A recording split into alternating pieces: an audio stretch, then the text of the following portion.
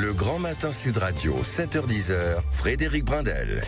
7h39, c'est à la une. François Bayrou se rendra à Mayotte dimanche et lundi. Les habitants isolés attendent de l'aide. Quelle est la tendance ? La tendance n'est pas bonne. Mayotte placée sous vigilance orange pour forte pluie et orage.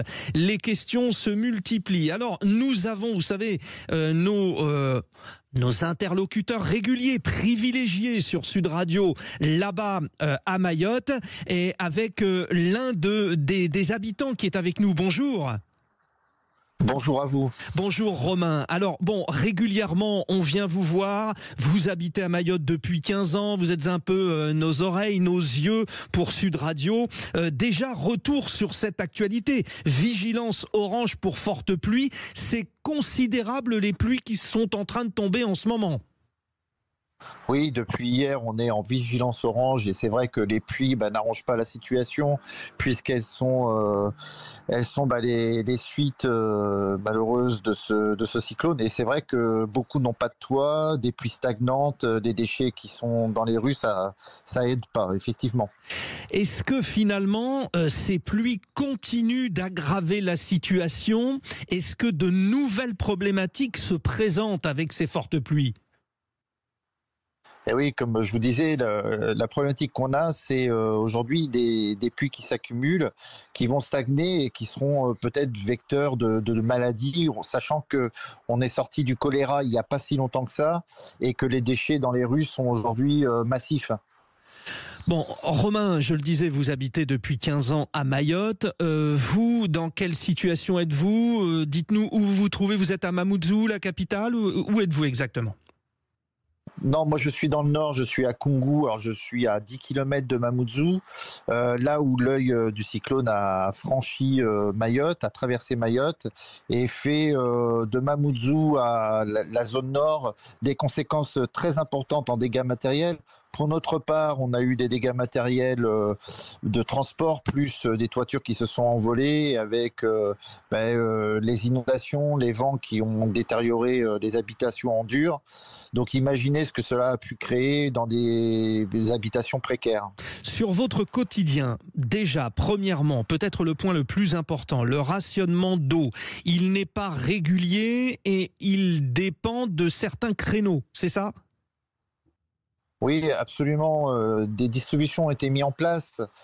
Elles ont été d'abord plus ou moins régulières et puis là, elles essaient, enfin tant que possible, de rentrer dans le territoire parce que beaucoup de personnes n'ont pas d'eau potable encore aujourd'hui et c'est vraiment un risque, le risque majeur de distribuer et d'avoir accès à cette eau potable, c'est vraiment la priorité des priorités. Elle n'est pas régulière et beaucoup de zones éloignées du centre de Mamoudzou sont touchées.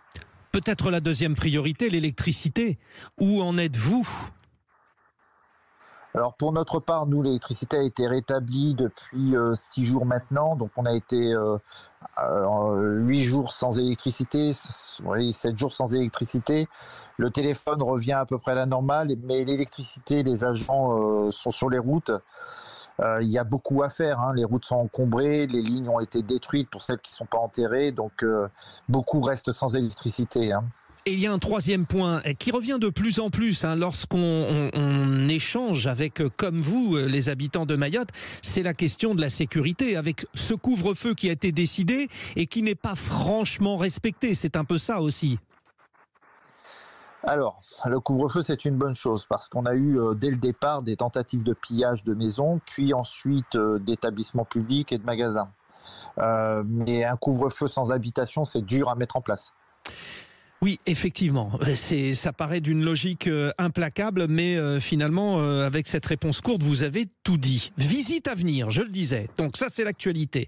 François Bayrou qui vient accompagné de 5 ministres, dont notamment bien sûr Manuel Valls et Elisabeth Borne, les 2 anciens premiers ministres, respectivement pour Manuel Valls, bien sûr c'est logique, le ministre des Outre-mer, et Elisabeth Borne concernant l'enseignement. Qu'attendez-vous ? Qu'est-ce que les Mahorais attendent de cette visite ? Tout. On attend tout puisqu'on n'a plus rien. Donc on attend tout. On attend la reconstruction de manière pensée.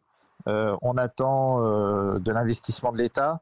Et c'est une très bonne chose que l'ensemble de ces personnalités viennent à Mayotte. Elles sont attendues.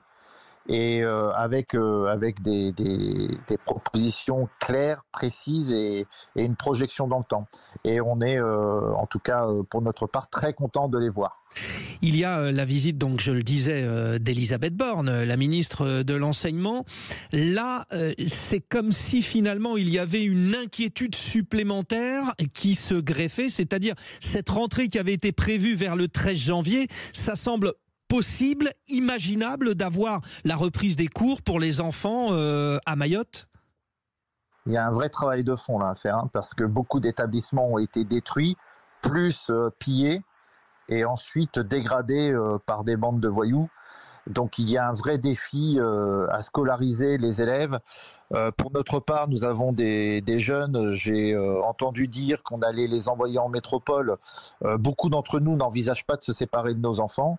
Et donc l'école doit effectivement reprendre sur le terrain de manière à ce que les jeunes restent en famille. Sachez quand même qu'il y a un traumatisme et si jamais on sépare en plus les familles et dans quelles conditions elles vont être accueillies en métropole, c'est très compliqué. Oui, ça semble très difficile à mettre en œuvre. Merci beaucoup Romain, vous êtes notre interlocuteur privilégié. Nous reviendrons vous voir la semaine prochaine dans la matinale de Sud Radio pour suivre l'évolution. Il y aura cette visite donc dès dimanche et lundi du Premier ministre et de 5 de ses ministres. Bonne journée quand même à tous ceux qui nous écoutent depuis Mayotte, puisque c'est possible, notamment avec la chaîne YouTube sur Sud Radio.